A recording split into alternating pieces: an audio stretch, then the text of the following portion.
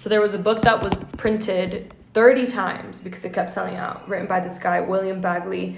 And the book was titled Classroom Management and became a standard teacher training text. In that he wrote, "One who studies educational theory aright can see in the mechanical routine of the classroom the educative forces that are slowly transforming the child from a little savage into a creature of law and order fit for the life of civilized society." This is the classroom. And this is why I have so much empathy for kids who are not able to thrive in those environments, because it is not for the well-being of children. Schools are not designed to incorporate all of the needs of a child.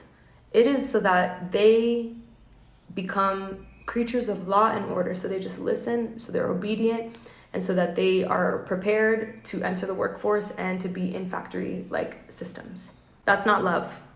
That's not love. That's not care. That's giving. We need to make sure that y'all make us money.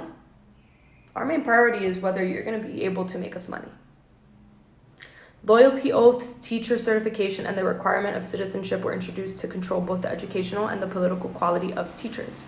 Also, in the latter part of the century, school officials, not teachers, were given control over textbooks. Laws passed by the states barred certain kinds of textbooks. Idaho and Montana, for instance, forbade textbooks propagating political doctrines, and the Dakota Territory ruled that school libraries could not have partisan political pamphlets or books. This book, written by Henry George, titled Progress and Poverty, argued that the basis of wealth was land, and that this was becoming monopolized, and that a single tax on land, abolishing all others, would bring enough revenue to solve the problem of poverty and equalize wealth in the nation. He wrote, "It is true that wealth has been greatly increased, and that the average of comfort, leisure, and refinement has been raised, but these gains are not general. In them, the lowest class do not share. The association of poverty with progress is the great enigma of our times. There is a vague but general feeling of disappointment and increased bitterness among the working classes, a widespread feeling of unrest and brooding revolution. The civilized world is trembling on the verge of a great movement. Either it must be a leap upward, which will open the way to advances yet undreamed of,